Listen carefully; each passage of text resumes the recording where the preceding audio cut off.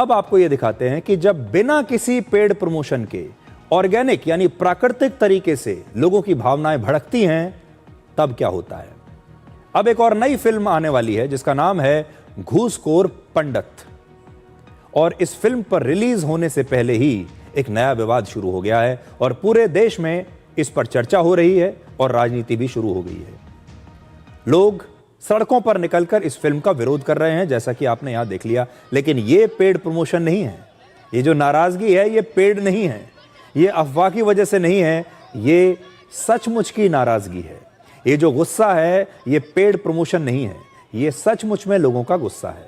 और आज केंद्र सरकार ने भी OTT प्लेटफॉर्म नेटफ्लिक्स से इस फिल्म के ट्रेलर सहित इसके सभी प्रमोशनल कंटेंट को हटाने का आदेश दिया है, क्योंकि यह फिल्म नेटफ्लिक्स पर रिलीज होने वाली थी। ब्राह्मण समाज ने इस फिल्म के टाइटल पर आपत्ति जताई है और कहा है कि इसके जरिए ब्राह्मणों को अपमानित किया गया है। 3 फरवरी को नेटफ्लिक्स ने इस फिल्म का प्रोमो रिलीज किया था, जिसके बाद इस पर विवाद शुरू हो गया। और इस फिल्म के निर्देशक हैं नीरज पांडे, जो बहुत बड़े निर्देशक माने जाते हैं। इससे पहले उन्होंने बहुत सारी सुपरहिट फिल्में बनाई हैं। और इसमें जो मुख्य अभिनेता हैं वो है मनोज वाजपेयी। और मनोज वाजपेयी इस फिल्म में एक पुलिस अधिकारी की भूमिका में है जिसका नाम है अजय दीक्षित, और वो इस फिल्म में घूसखोर पंडित के नाम से बदनाम है। विरोध करने वालों का आरोप है कि अभिव्यक्ति की आजादी के नाम पर पंडित समुदाय, ब्राह्मण समुदाय के एक पुलिस अधिकारी को घूसखोर और भ्रष्ट दिखाया गया है और फिल्म का नाम भी वैसा ही रखा गया है। और जानबूझकर ऐसा करके पूरे पंडित समुदाय को घूसखोर बताने का दुष्प्रचार किया जा रहा है। आरोप यह भी है कि पंडित शब्द आमतौर पर ब्राह्मण समाज और धार्मिक विद्वानों से जुड़ा होता है, लेकिन इसके साथ घूसखोर शब्द जोड़ना गलत है। उत्तर प्रदेश के मुख्यमंत्री योगी आदित्यनाथ के निर्देश पर लखनऊ के हजरतगंज थाने में इस फिल्म के निर्देशक और उनकी टीम पर एक FIR भी दर्ज कर ली गई है, जिसमें धार्मिक और जातिगत भावनाओं को आहत करने का आरोप लगा है। दिल्ली हाईकोर्ट में भी एक याचिका दाखिल करके इस फिल्म पर रोक लगाने की मांग की गई है। और राष्ट्रीय मानवाधिकार आयोग ने सूचना और प्रसारण मंत्रालय को एक नोटिस भेजा है और कहा है कि इस फिल्म का टाइटल एक खास सामाजिक समूह को बदनाम करता है।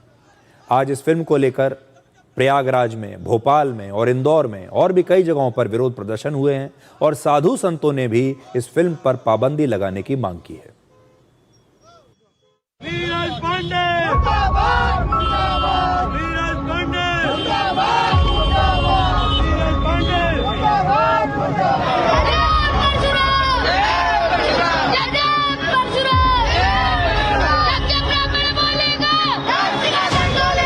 हम रोड पे भी प्रदर्शन कर रहे हैं और रोड पे कोर्ट में भी करेंगे, लेकिन ये फिल्म रिलीज नहीं होने देंगे जब तक इस फिल्म का टाइटल नहीं बदला जाएगा और इसका जो वक्तव्य है, जो बोल गए वचन है, वो नहीं बदलते जाएंगे। हमें फिल्म पे कोई आपत्ति नहीं, लेकिन ब्राह्मण का जो अपमान किया है, घूसखोर कहा है, इस पे आपत्ति है तो इसको रोक दिया जाए।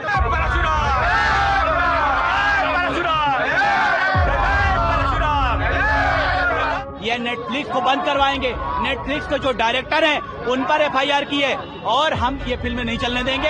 आज तो भोपाल में यह प्रदर्शन हुआ है, कल की डेट में पूरे मध्य प्रदेश में और आने वाले समय में भारत में, और ये नेटफ्लिक्स चलने नहीं देंगे। आप नेटफ्लिक्स को बंद कराएंगे। समाज पूरा आहत हो रहा है, हमारी जनभावना आहत हो रही है। आप कुछ और भी नाम रख सकते थे, क्या जरूरत थी घूसखोर पंडित साबित करने की।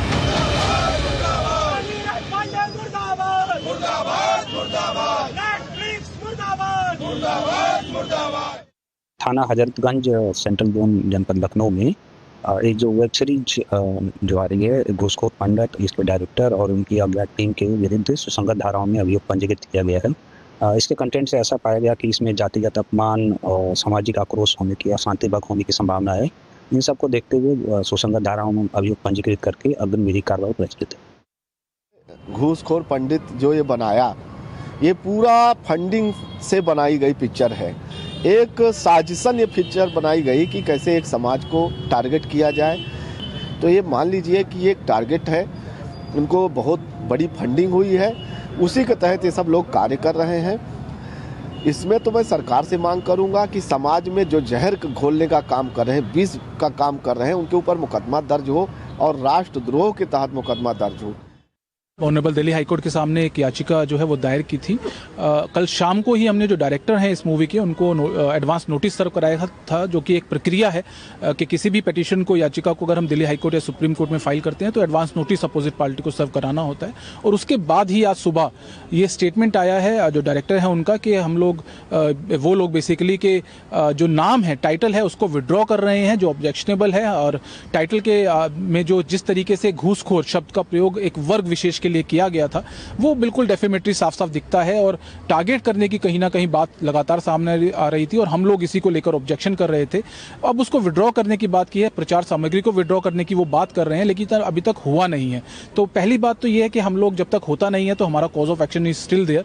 दूसरी बात यह है कि जब आप टाइटल की बात करते हैं तो कहीं ना कहीं उसके कंटेंट के ऊपर भी ऑब्जेक्शन आता है। और हमारी याचिका में एक प्रेयर हमारी ये भी है कि क्योंकि OTT प्लेटफॉर्म की जो प्रक्रिया है कि वहाँ जो पिक्चर या कोई प्रोग्राम जो अपलोड होता है वो विदाउट एनी वेरिफिकेशन होता है, कोई कंट्रोलिंग अथॉरिटी नहीं है उसको लेकर।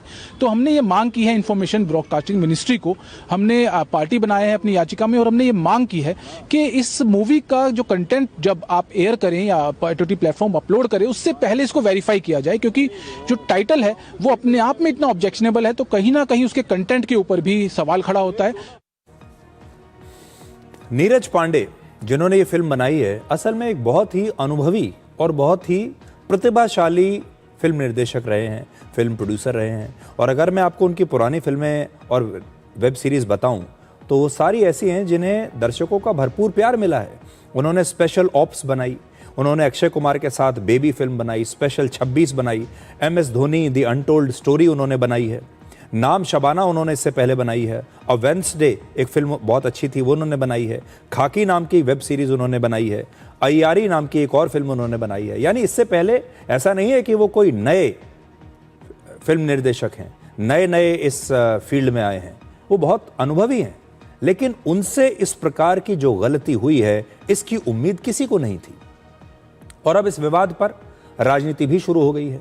बहुजन समाज पार्टी की अध्यक्ष मायावती ने इस फिल्म पर प्रतिबंध लगाने की मांग की है। देखिए उन्होंने क्या लिखा है, ये भी मैं आपको पढ़कर सुनाता हूं। देखिए बड़ी स्क्रीन पर वो कह रही हैं, ये बड़े दुख और चिंता की बात है कि पिछले कुछ समय से अकेले यूपी में ही नहीं बल्कि अब तो फिल्मों में भी पंडित को घूसखोर आदि बताकर पूरे देश में उनका अपमान और अनादर किया जा रहा है, और जिससे समूचे ब्राह्मण समाज में इस समय जबरदस्त रोष व्याप्त है। इसकी हमारी पार्टी भी कड़े शब्दों में निंदा करती है और हम ये चाहते हैं कि इस पर तुरंत प्रतिबंध लगाया जाए। अब आप देखिए, मायावती को कहा जाता है कि वो तो दलितों की नेता हैं, BSP दलितों की पार्टी मानी जाती है, लेकिन मायावती भी आज सवर्णों के लिए न्याय की मांग कर रही है। बीजेपी का भी कहना है कि फिल्म का ऐसा कोई नाम नहीं रखना चाहिए जिससे लोगों की भावनाएं आहत हों। अब लोग सजग हो गए हैं। फिल्म प्रोड्यूसर को चाहिए कि कोई ऐसा नाम ना दें जिससे किसी को आहत पहुंचे। अब इस देश की जनता ये सवाल पूछ रही है कि फिल्म का टाइटल घूसखोर पंडित की बजाय अगर सिर्फ घूसखोर रखा जाता या कुछ और टाइटल रखा जाता तो क्या इस फिल्म की कहानी बदल जाती? क्या इस फिल्म के हिट होने की संभावना कम हो जाती? इस टाइटल में ऐसा क्या था जिससे इस फिल्म के प्रोड्यूसर्स को, डायरेक्टर को ऐसा लगा कि अगर घूसखोर पंडित नाम इसका रखेंगे तभी इस फिल्म के साथ न्याय हो पाएगा? आरोप यह भी है कि फिल्मों में हिंदुओं की भावनाओं और उनकी आस्था का अपमान करना आजकल सबसे आसान काम हो गया है। लेकिन क्या फिल्म का नाम घूसखोर पंडित की बजाय घूसखोर मौलाना रखने की हिम्मत कोई कर सकता है?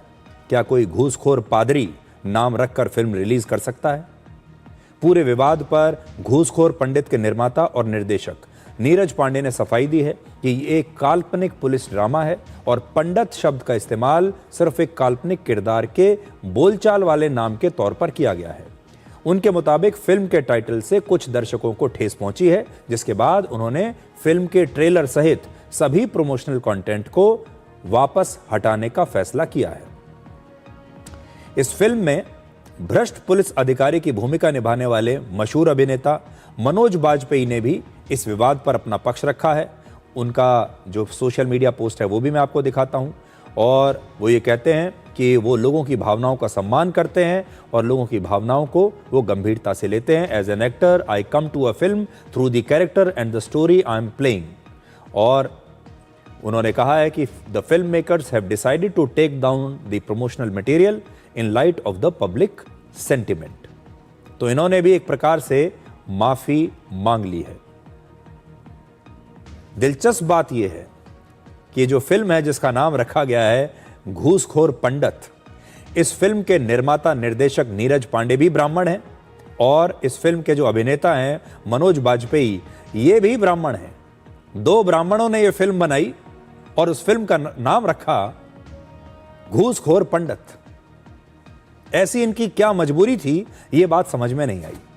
और ये पहली बार नहीं है जब हिंदी सिनेमा में हिंदू समुदाय और उनकी मान्यताओं पर, उनके भगवान देवी देवताओं पर इस प्रकार के विवाद हुए हैं। बॉलीवुड में कई बार हिंदू समुदाय के लोगों को भ्रष्ट और चरित्रहीन इससे पहले भी दिखाया जाता है, जबकि मुस्लिम किरदारों को, दूसरे जो धर्म के किरदार हैं, उन्हें ईमानदार और भरोसेमंद बताया जाता है। ऐसा कई जगह हुआ है। फिल्मों में जनेऊधारी और तिलक लगाने वाले पंडितों को लालची और जुल्म करने वाला दिखाया गया है कई बार, जबकि मुस्लिम मौलाना को मौलवी साहब कहकर सम्मान दिया जाता था। यहां हमारी मंशा किसी मुस्लिम दर्शक को ठेस पहुंचाने की बिल्कुल नहीं है। यहां हम ये बिल्कुल नहीं कह रहे हैं कि मौलवियों के लिए भी ऐसे शब्द का इस्तेमाल करना चाहिए, बिल्कुल नहीं। ना मौलवियों के लिए करना चाहिए, ना पादरियों के लिए करना चाहिए और ना पंडितों के लिए करना चाहिए, ना पुजारी के लिए करना चाहिए। हमारा कहना यह है। वर्ष 1975 में रणधीर कपूर की एक फिल्म आई थी जिसका नाम था पोंगा पंडित, और इसमें पंडितों को पाखंडी और झूठा दिखाया गया था।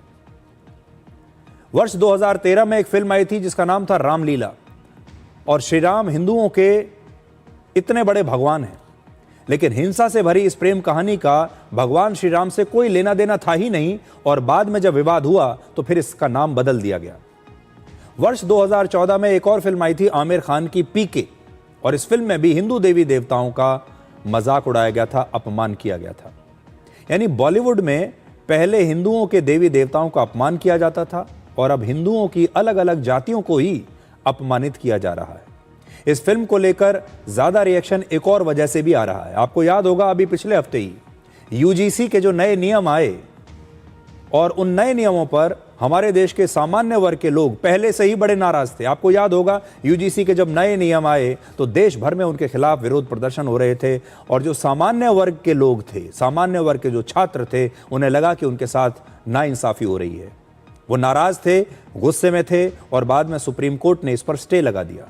यानी एक माहौल जो सामान्य वर्ग के लोगों के बीच था वो पहले से ही नाराजगी का बना हुआ था, और इसी दौरान, इसी माहौल के बीच इस फिल्म का ट्रेलर आ गया, और वो जो भावना यूजीसी वाली चली आ रही थी सामान्य वर्ग के लोगों के बीच में, वो भावनाएं इसकी वजह से और ज्यादा भड़क गई। और इसीलिए आज ये खबर सिर्फ मनोरंजन की नहीं है, सिनेमा की नहीं है, बल्कि इस खबर के बारे में देश की जनता आमतौर पर सड़कों पर, चाय की दुकान पर, घरों में बात कर रही है, और अब ये खबर राजनीति की भी बन गई है। अच्छी बात क्या है कि किसी भी सक्रिय लोकतंत्र की अच्छी बात यह होती है कि उसमें जब नाइंसाफी होती है तो नाइंसाफी का विरोध करने के लिए एक ऑटो मैकेनिज्म होता है, और ये ऑटो मैकेनिज्म जब भी कोई नाइंसाफी होती है, कोई गलत फैसला होता है, तो ये ऑन हो जाता है। और यही मैकेनिज्म अब इस फिल्म का खुलकर विरोध कर रहा है। इसके लिए किसी पेड प्रमोशन की आवश्यकता नहीं है। यूजीसी के नए नियमों के बाद सामान्य वर्ग के लोगों को ऐसा लगता है कि इस समय जो माहौल है वो सामान्य वर्ग के लोगों के खिलाफ है, और फिल्में भी समाज की इन्हीं भावनाओं को दर्शाती हैं। हर युग में अगर आप देखें तो उस युग में जो माहौल होता है, उस युग की जो बड़ी समस्याएं होती हैं, उस युग में जो पीढ़ी होती है, उसकी जो भावनाएं होती हैं, वो उसकी फिल्मों में भी दिखाई देती हैं। हर युग में फिल्मों ने समाज की इन्हीं भावनाओं को दिखाया है, दर्शाया है, और ये भावनाएं बदलती रहती हैं। उदाहरण देखिए, जैसे वर्ष 1957 में एक बड़ी मशहूर सुपरहिट फिल्म आई थी मदर इंडिया। ये भारत में गरीब किसानों के शोषण को दर्शाती थी। उस समय की जो फिल्में आती थी 1950 के दशक में, 1960 के दशक में, उसमें गरीब किसान का शोषण होता था, और जो खलनायक होता था वो गांव का कोई बड़ा जमींदार हुआ करता था, या फिर कोई ऐसा शक्तिशाली व्यक्ति होता था, गांव का साहूकार होता था, जो इन गरीब किसानों का शोषण करता था। बड़ी संख्या में ऐसी फिल्म आई और मदर इंडिया की कहानी भी यही थी, क्योंकि उस समय हमारी देश की समस्या यही थी। 1970 और 80 के दशक में अमिताभ बच्चन की फिल्में आई जिसमें वो एंग्री यंग मैन की भूमिका निभाते थे, क्योंकि उस समय देश के युवाओं में क्रोध था, असंतोष था और इसीलिए अमिताभ बच्चन को इतना पसंद किया गया और उस प्रकार की फिल्में सुपरहिट हो रही थी, क्योंकि समाज में यह असंतोष था। इसी प्रकार से आज जो माहौल है, उस माहौल में सामान्य वर्ग के लोगों में एक असंतोष है और यह माहौल उच्च जाति के लोगों को लगता है कि उनके खिलाफ है और उन्हें ऐसा लगता है कि उनके साथ ज्यादती हो रही है और इसीलिए यह माहौल इस फिल्म को भी प्रभावित कर रहा है और इसीलिए इस फिल्म का इतना ज्यादा जो विरोध है आपने देखने को आपको मिला है।